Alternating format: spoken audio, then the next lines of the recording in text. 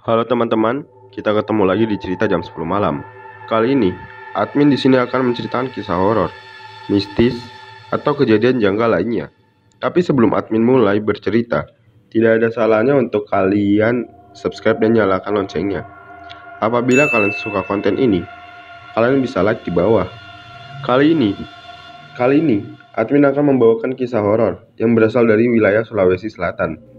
Tak lain dan tak bukan adalah benteng yang terkenal di kalangan masyarakat sana. Benteng tersebut biasanya disebut dengan nama Benteng Rotterdam. Bangunan peninggalan Belanda ini memang menyimpan banyak misteri dan kisah horor yang sangat terkenal hingga ke Pulau Jawa. Kisah yang admin bawakan berasal dari salah satu rekan admin. Sebut saja Mary. Mary menuturkan saat kejadian horor menimpa dirinya dan keluarganya terjadi pada tahun 2010 silam. Kala itu, Mary masih duduk di bangku kelas 12 SMA. Mary mengaku saat itu dirinya dan keluarganya hendak berlibur ke Sulawesi dan berniat mengunjungi paman yang ada di sana. Mary memiliki dua orang saudara kandung, satu kakak laki-laki dan satu adik perempuan. Juni 2010, Mary terbang ke Sulawesi Utara untuk berlibur. Sesampainya di sana, ia memang sangat ingin mengunjungi sebuah benteng Belanda yang sangat terkenal. Mary memang menyukai wisata historikal. Di Jakarta saja, sudah banyak yang ia kunjungi, seperti Monas, Kota Tua, dan sebagainya. Kali ini, Mary memang sudah menandai Benteng Rotterdam sebagai tempat wisatanya. Beberapa hari di sana, Mary yang telah selesai berkunjung ke rumah sanak saudara mereka, Mary pun segera berkunjung ke Benteng Rotterdam.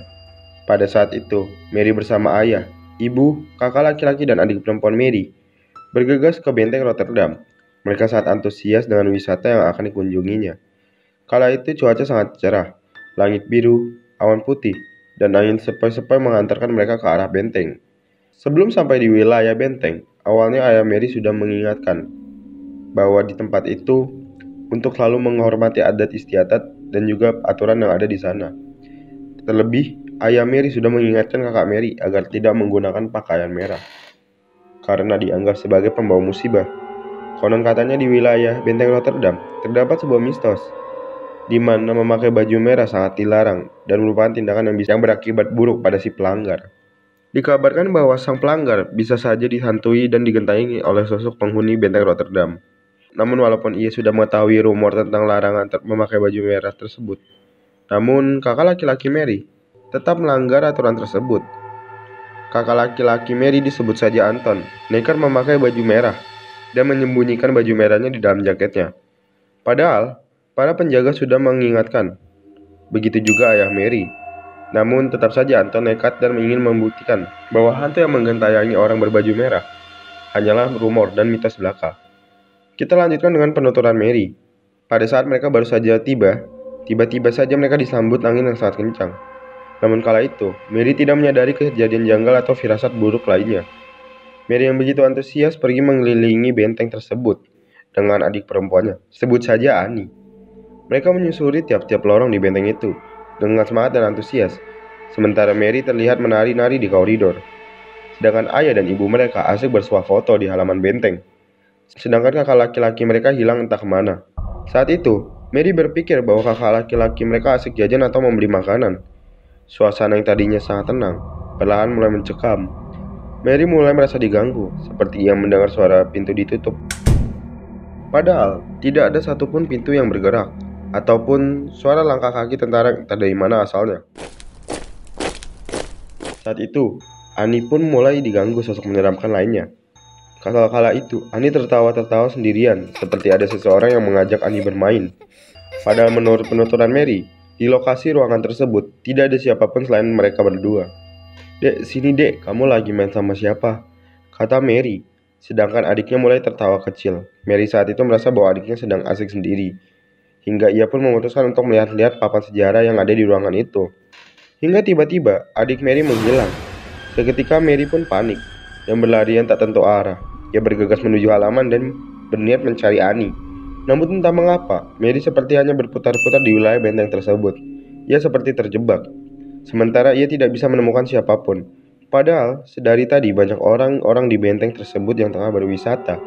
Namun kala itu suasananya menjadi sepi tanpa orang lain sama sekali.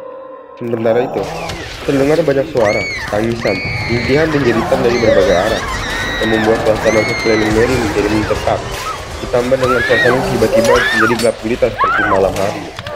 Mary menjadi sangat histeris dan tak karuan. Dia berteriak-teriak memanggil nama orang tuanya.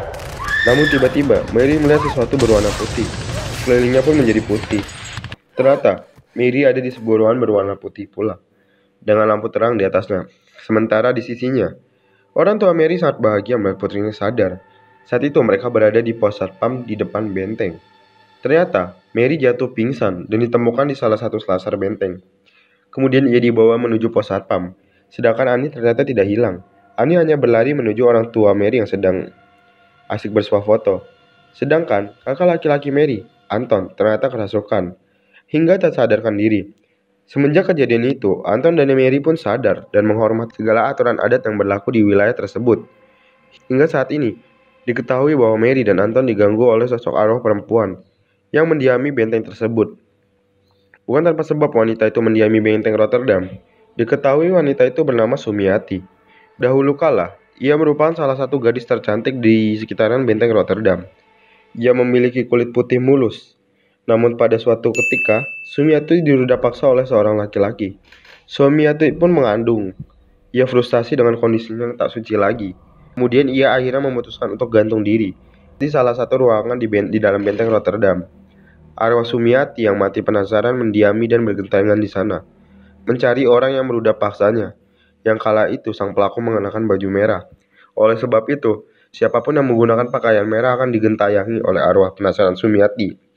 Oleh sebab itu, kami ingatkan agar jika viewers berkunjung kemanapun, harap tetap selalu mematuhi aturan yang ada, baik itu aturan adat ataupun aturan yang berlaku di sana. Begitulah kisah Mary yang mengalami kejadian mistis di benteng Rotterdam. Jika kalian memiliki kisah mistis atau horor lainnya, kalian dapat segera menuliskannya di kolom komentar. Jika kalian suka cerita ini, kalian bisa like video ini dan admin akan terus mencari kisah mistis di sekitar kalian.